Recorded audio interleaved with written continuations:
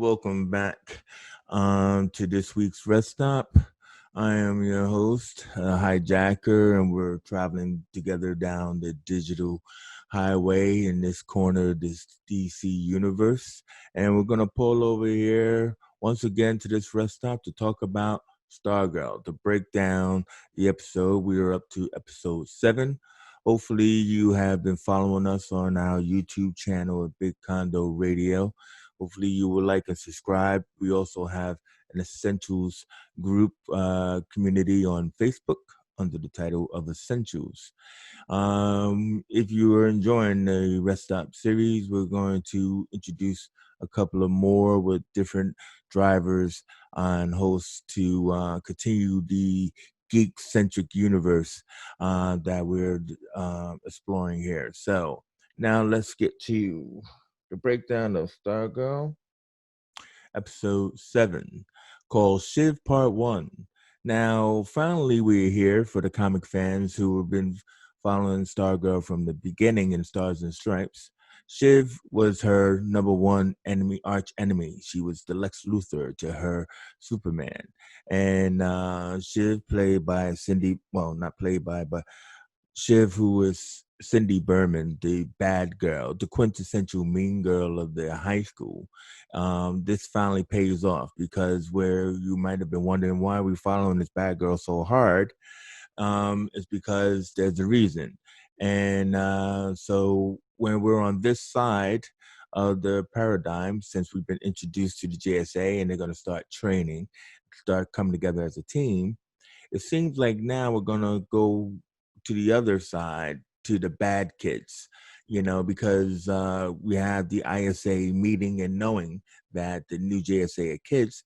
And so Tigress even says, why don't we just get our kids to find them, and most of them want to keep their kids away from their reality and stuff like that, trying to keep them normal. Like Artemis doesn't seem like she knows that her parents are Sportsmaster and Tigress, and as well as the Fiddler's wife, or as some people hinted at, that she might be the virtuoso. Not familiar with that character. Ooh, not familiar, really. But her son definitely will become the new Fiddler. So, and also we are reintroduced to Cameron, who was also known as Icicle Jr., who was pretty evil in the comics. Seems to be a really good guy, and also tells his dad that I like a girl, Dad. And Dad is like, really, son? Let me tell you a love story about me and your mom. There was a guy, there was a rival, but I killed him. He didn't laugh, but we did because, like, Cameron's like, yeah, okay, Dad, sure you did, right, and everything. But that was again another one of those great moments with Icicle and Icicle Jr. So let me kind of like set us off. So what happens is that it starts off with a little montage where the new JSA are loving the fact that they are going to be, JSA members, and today is training day, so they got to get through school. But we see them in their little moments, like Rick is carving out an hourglass in a tree that killed his parents. Wildcat is boxing in the gym and hugging a mask, and Beth is like singing karaoke with Charles or Chuck, and Henry Thomas has a good old voice there, But because Beth found a new friend, her parents are like, Beth, where's our lunch? She's like, got no time, gotta go. And they're like, wait a minute, she's got no time. She was totally absorbed in us. So I love that. It's those little moments of characterization that I find really great when the show really goes into it. So you can have an ensemble of characters, and instead of being confused by who's who and what's what, if you're actually following the story, you'll see that it continues to build over time, and I enjoy that. So the new JSA, do that slow walking in school, which is kind of cool. They kind of like slowly converge together, and with smiles. Even Rick is like, we're badasses, until Cindy comes along and bursts their bubble with a bump. Um, Cindy's that mad because we see her first going to see Henry at the hospital and everything, and like she's like, "Oh God, this fat sack, what the hell am I doing?" Now we just think it's because she's a mean girl, and he's like, "I don't want to go to the dance and everything like that, but can you stay with me for a while?" And she's like, "Sure," and she kind of like friend hugs him, you know, and you're wondering, well, why not you get another guy, girl? What's going on with you and stuff like that, you know? Um, but then that's where we take our story is we follow Cindy home. I thought this was a kind of a weird scene in a way because the way she gets out of the car, it seems like she left the door open. Now that could be a sign of her irresponsibility and I don't care. But I thought somebody was going to come out of the car, so I thought we were going to see her dad.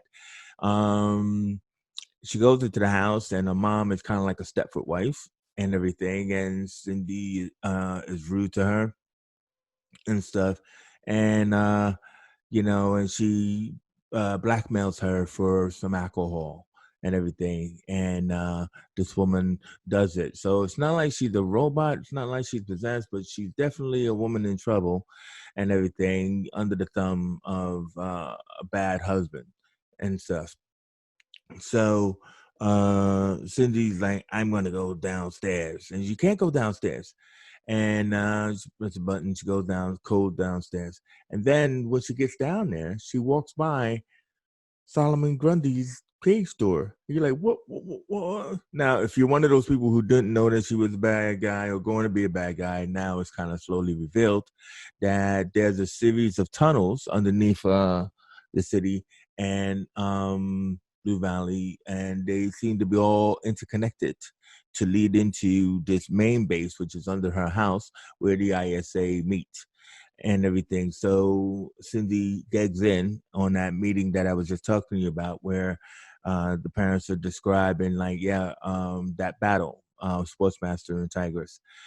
So they know that the kids who are the new JSA are at their school, but they don't know who they are. So they want to find out. So even Gambler says, I got some facial recognition programs and stuff like that. Um, and so they're not hard to find. I mean, it's kind of like that Clark Kent wearing glasses scenario. You know what I mean? But so it's a slow build. It's taking a while. But hey, what are you gonna do?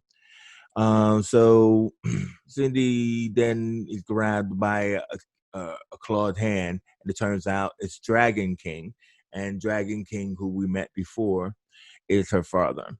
So if you knew the comics, you knew this because Dragon King even showed up in Stargirl, the series, or Stars and Stripes. So he's pretty dismissive.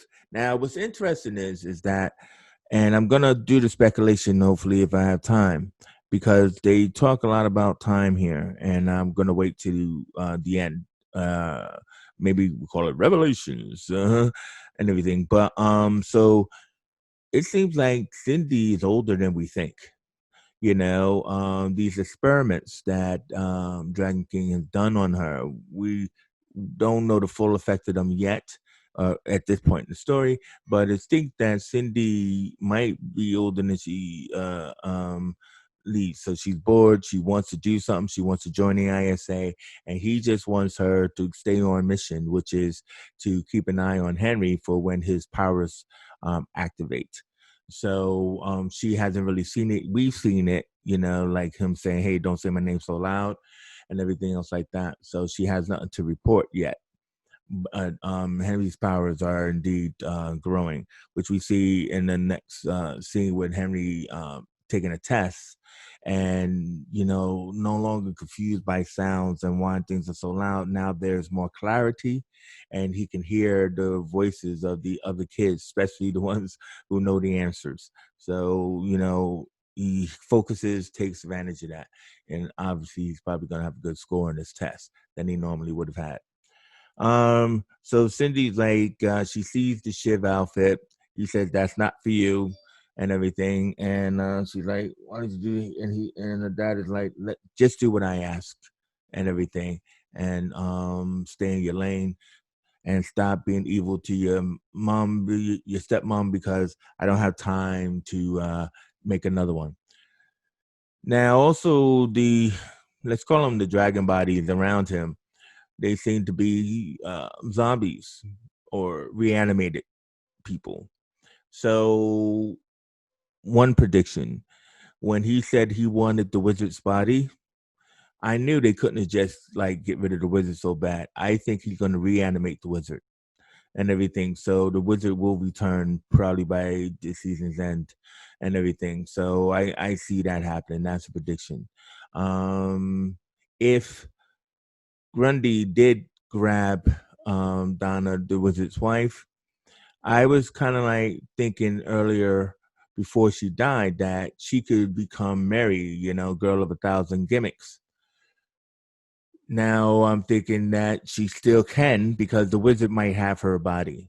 Pat only found the car. He didn't really find blood, or as far as we saw, so he might reanimate both of them. Um, yeah. So anyway, so moving to the training day with the kids. So Courtney is returned to impetuous Courtney, right? To come into Pat's garage and everything, and even Rick is like, "I'm trusting you, Pat." And Pat set up an obstacle course, of designed of the ISA. Now he's using this to try and tell them about each of the people that they're going to go up against that they know is here thus far and everything. He tells them that they killed Joey Zarek, and his parent and his father. He tells them, and he's trying to tell them about each one. And Courtney's like, can we just get on with it? And it's like, chill, Courtney. But we know this. You don't know this. You think you know it. I'm trying to explain it to you. We had a conversation at the end of the last episode, girl. What's going on for you? Anyway, so now going back to this strange theory that I'm going to talk about. Pat talks about Sportsmaster, and he says that this guy came about 30 or 40 years ago. You're supposed to go 30 or 40 years ago. He just only looks like he's about 30 or 40 now, right? So how come he hasn't aged? That's the question you're supposed to actually think about, but none of the kids are thinking about it because Courtney's too busy being impetuous, right? So, and he fought Green Lantern and Wildcat. But if Green Lantern and Wildcat had a fight 30, 40 years ago, then, Rick should say, then how could Rex Tyler be my dad if I'm 15 and he was around 30? Something doesn't compute, right? So, like, before Courtney goes mad, and she goes and attacks all the dummies on the obstacle course. Nobody's gotten a chance to think here about what Pat is going to say or why he said it. Because Pat should also be 30 or 40 years ago. And obviously Luke Wilson is like Tom Cruise, you know what I mean? He drank the Kool-Aid, but shouldn't he be old too? So reason why I'm speculating about all of that is because the JSA and the ISA in the comics, because they were invented in the 40s and then they had to keep retconning them, they came up with reasons for why the JSA didn't age and everything. And then at one point they aged them, and then when they aged them, then they allowed them, it's like they got their humanity back, they allowed them to have kids, and that's where the young legacy came up, the Infinity Inc. But then they went back to the whole theory of non-aging them and everything else like that in all the different reboots. But in this universe, how are they going to get around the fact that the JSA was around in World War II, and that's over 60 years ago? So that would be curious if, because Dragon King could have done his experiments to make the ISA not age, right? But then now they have kids and stuff like that, but he wouldn't have done that for Pat. You know what I mean? This could be another reason why Justin, who's finally been revealed as Justin the Shining Knight, I'm not missing that beat at all. It's just the fact um, it's the fact that, sorry, I'm timing this. It's the fact that Justin looks really old. Now, is that a disguise? I don't think so. Something's wrong with his mind as well, but he's still sharp, one would think. So, he's clouded and everything. So, like, I'm just trying to say is Please don't make this one of those failed writing things. Have an idea for time is all I want them to do. I'm not going to give it. I just want to trust that this show is amazing. The writing is fantastic, and they're going to do that. So, the relationship between or Courtney and Cindy. So, you know, that you hate that time in class where the teacher says pair up. And so nobody likes Courtney, nobody likes Cindy. So obviously there need to be a pair. So Courtney goes, okay. And she goes over to Cindy and they have a good like little moment together over science. And Cindy, look, my friend Jess left and Henry's not there and I'm not going to party. So do you want to go? And Courtney's like, no, but you want to hang out? Courtney's like, yes. And so they plan. So Courtney is like, okay. So and Cindy's like, okay, yeah, all right. I'll think about you differently. But then so when they're at the homecoming game, right?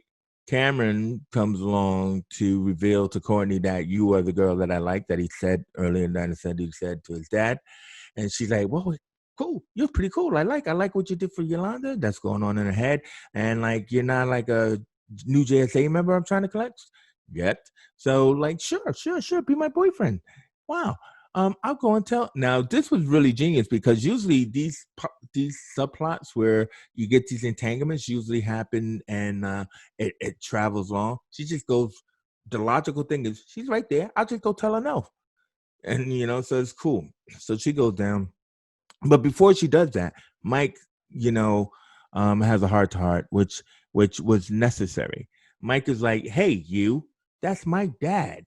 I mean, my mom left us, and like, it's just been us. Now you and Barbara come along, and you and Dad, that's mine. He's mine. He's finally fighting for his father, which would have had to happen sooner or later, and I'm glad that it happened now. So Courtney doesn't know what to say to that, but Mike walks away, so she doesn't have to worry about it right now. So she goes and deals with Cindy, and Cindy, of course, is not happy. Oh, no, girl, you do not leave me. I leave you. I turn my back on you. And then Courtney's like, okay, well, whatever. And then she goes, but she's also been spying on the Fiddler's wife, who's the principal. So she knows she's on a phone call and everything like that. So then she, instead of returning to her seat, she goes and follows the Fiddler's wife. So Pat, comes back after having a little altercation with Sportsmaster, the coach, the trainer guy. That doesn't look healthy what you're eating. I love this guy. I love him. And everything. And Pat's like, yeah, whatever, man. So Courtney passes them by following the Fiddler's wife. And then so she discovers that the Fiddler went into a secret tunnel, and there's a secret tunnel in the school, and there's these caverns and downstairs, and it's like, whoa, what's going on? And it also leads to another part of the school. So she's like, what is happening here? There's tunnels all over the place. All this while Justin is mopping up for some strange reason, but I think he actually lives there. So, whatever and stuff. And so in the meantime, Cindy had gone back to her dad, but the dad's not there. And she's like, typical, he's never here. Gives us a little bit of a side moment for her. And then realizes that, wait a minute, that glowing staff, that's the Stargirl they're talking about? Then she puts on the outfit, she puts on the Shiv, goes to the secret tunnels, and that leads us to our final big battle in this part one, is that was awesome. Two female stunt women, obviously, but a lot of people have been complaining about the wire work, and I'm like, Jesus, people, it's a superhero show. You're acting like these women should actually fly and stuff, It's gonna have to be wire work. Just let it go and stuff. But so she's got a staff, this dragon staff that blows flame. Stargirl shines light. Now, Courtney is out of her depth because I could flip, I could dance, I could gym, and but this girl can fight. I might need that training that Pat tells me I need. But she also makes a huge mistake. And what I like about DC Universe doing this show is that they're doing things that CW wouldn't do. Courtney blasts Shiv in the face.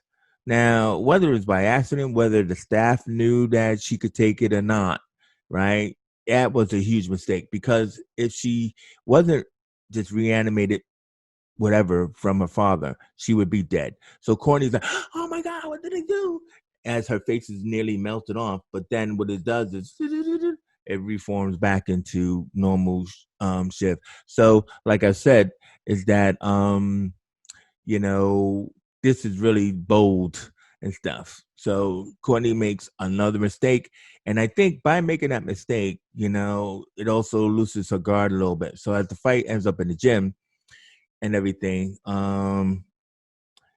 Shiv did something that in ripping the staff away from Courtney, did something to her fingers and stuff. It wasn't really that clear. Only did one watch on it. I should have did two.